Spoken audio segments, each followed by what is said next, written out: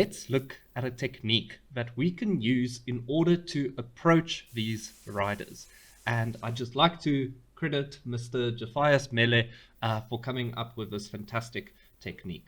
So there's a person somewhere in Cape Town who wants to help you to do better with your Euclidean geometry. And that person is Dr. Cape Town.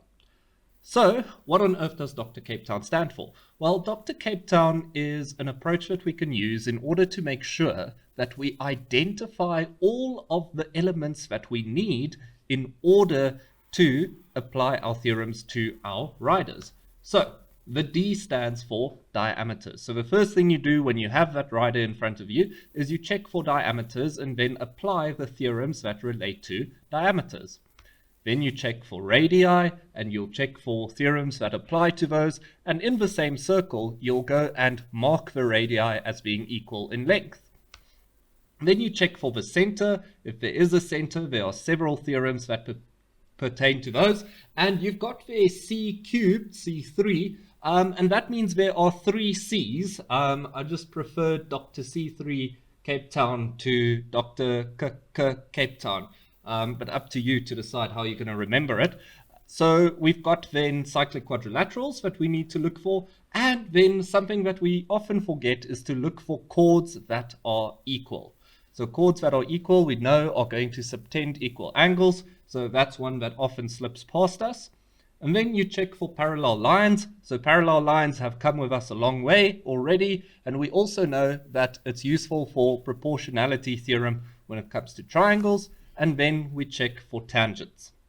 And if we check for all of those things and we apply the theorems that pertain to those things, then we should be in good stead. Then the next thing is to always have your toolbox with you. So whenever you apply a theorem, you want to do a mental check to make sure that you've seen whether there are other bits of information that you can get that might be a little bit less obvious than the application of a theorem. So what am I talking about? I'm talking about VIP tips. Now, this obviously is going to sound a little bit funny until I tell you what it stands for. So the first thing that you look for is vertically opposite angles. So you kind of keep this in the back of your mind, and as soon as you find an angle, you sort of want to check, do I have maybe a vertically opposite angle here? If you have isosceles triangles, you want to use that information. If you have points, then you can find the angles around a point because they have to add up to 360 degrees. The TI is for the third angle in a triangle because that is always going to be 180 minus the other 2 angles. And then Pythagoras can be something that's going to pop up in our Euclidean geometry. Just make sure that it is in fact a right angle triangle. And if we're only dealing with angles and we're not interested in lengths, well, then we're not really going to worry about Pythagoras. So only if we're interested in lengths, then Pythagoras will be interesting to us. And then the last one is to look for straight lines. So angles on a straight line are always going to be equal to the 180 degrees. So there's some important principles that I'd like to communicate with you. Now, the first thing is that the diagram is your guide to writing correct answers. So when you've got your diagram in front of you, make sure that all your annotations are neat, they're tidy, and erasable. Because if you make a mess and you still haven't quite figured out how to answer the particular question, you've actually made it more difficult for yourself to answer the questions than it was at the start. So make sure that you approach your diagrams with neatness and tidiness, and that you're enhancing your ability to write correct answers rather than getting in your own way. Then the next thing that I want to tell you is to use what you prove. Now, use what you prove sounds a little bit silly until I explain what it means, like most things in this video. So, if you, for example, prove that something is a cyclic quadrilateral, then you want to use the theorems that pertain to cyclic quadrilaterals for that particular cyclic quadrilateral. So at the start of the day, when you did your first analysis, you didn't know that it was a cyclic quadrilateral, so you didn't apply the theorems that pertain to it. But as soon as you conclude that it is in fact a cyclic quadrilateral, you now want to go make sure, can I apply other theorems pertaining to that cyclic quadrilateral in order to get more information? So cyclic quadrilaterals aren't the only example. Sometimes we prove that we have parallel lines, and then there's a whole lot of things that we can do as a result of the fact that we have parallel lines. So use what you prove. As soon as you prove that you have a certain thing, tangent, parallel lines, cyclic quadrilaterals, etc., make sure that you use that conclusion in order to apply more theorems and get more information. And then the next thing is to relabel when it is appropriate to do so. So what on earth do I mean by that? Well, let's see. So in this particular rider, I might conclude that this here is equal to x and this is equal to x because I'm looking for angles in the same segment.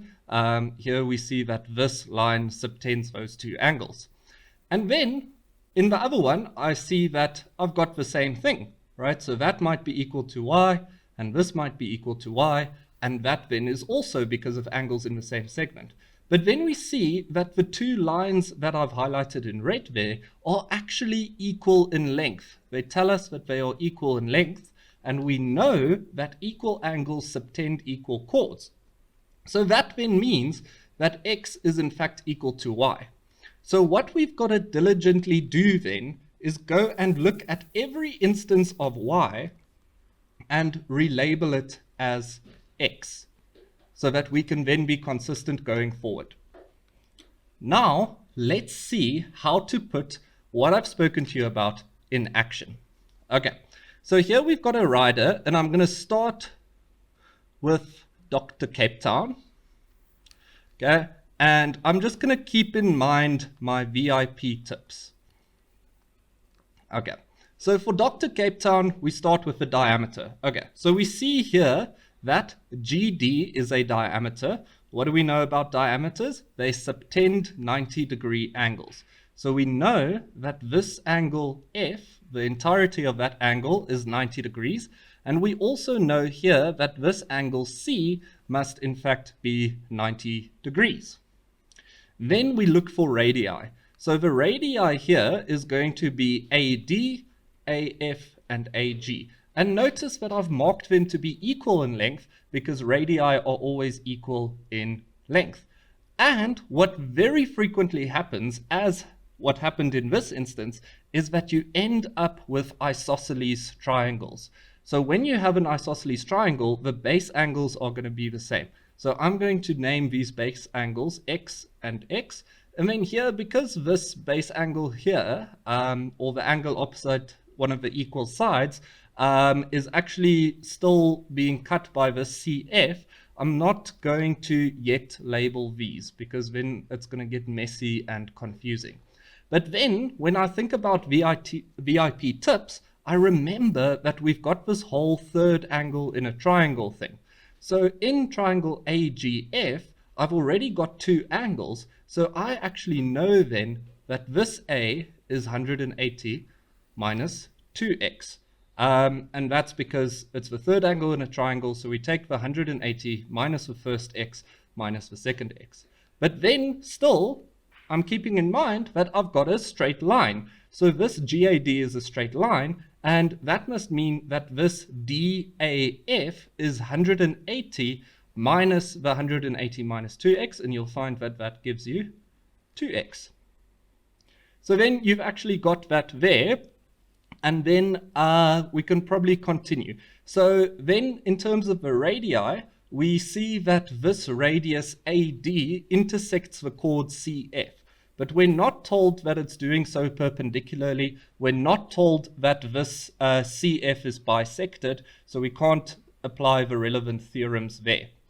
Then if we go look at the next one, we've got C.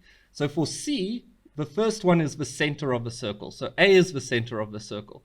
So we're looking for an angle at the center that is subtended by a chord that's also subtended at the circumference. So here if I look at GF, GF subtends the angle A, as well as the angle C.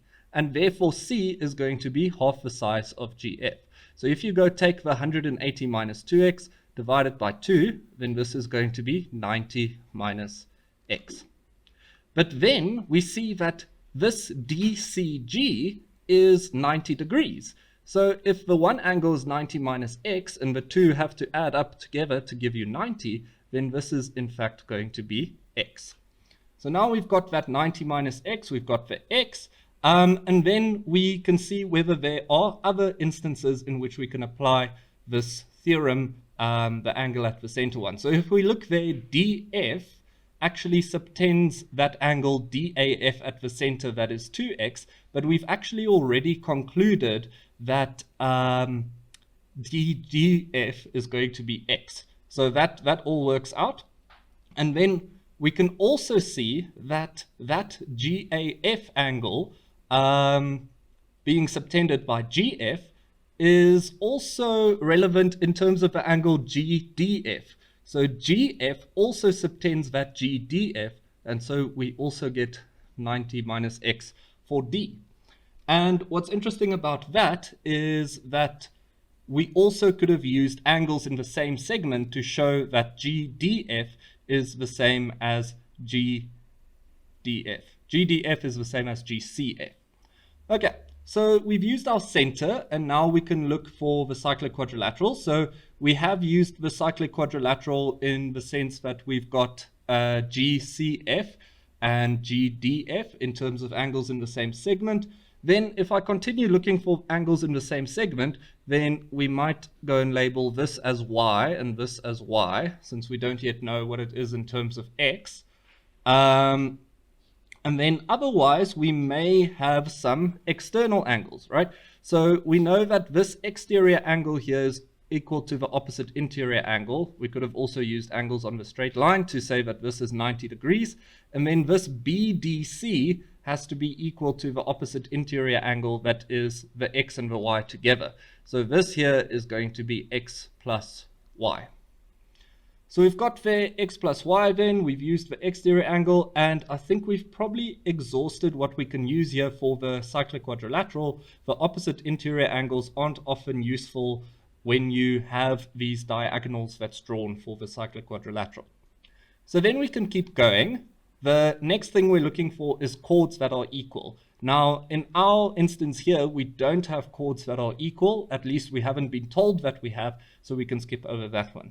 We also find that we don't quite have parallel lines, so then we can continue to the next one, which is to look for tangents, right? So our tangents here are FE and GE, and we know that tangents from the same point are equal in length. So we know that this GFE here is going to be an isosceles triangle. Then we can go and apply the tan chord theorem. So here, if we look at this angle here, that one is the angle between the tangent and the chord GF, which means that GF subtends that angle 90 minus x in the opposite segment. So this is going to be 90 minus x, but then because it's an isosceles triangle, the angles opposite the equal sides are going to be equal. So that's also going to be 90 minus x. And then we can use again the fact that the three angles in a triangle have to add up to 180 in order to find E. So E is going to be 180 minus the 190 minus x minus the other 90 minus x. And if you go work that out, you get 180 minus 90 minus 90, which is then 0. And then minus a minus is a plus, so you get plus x, and minus a minus is a plus, so you get plus x. So this is then 2x. So here, this angle E is also going to be equal to 2x. So something interesting here then is that this triangle ADF and this triangle FGE are actually similar triangles, although we weren't quite asked to find that information. And then what we can also do is use our third angle in a triangle to go find this to be 90 minus the x plus y, but again, that doesn't seem like it's going to be incredibly useful.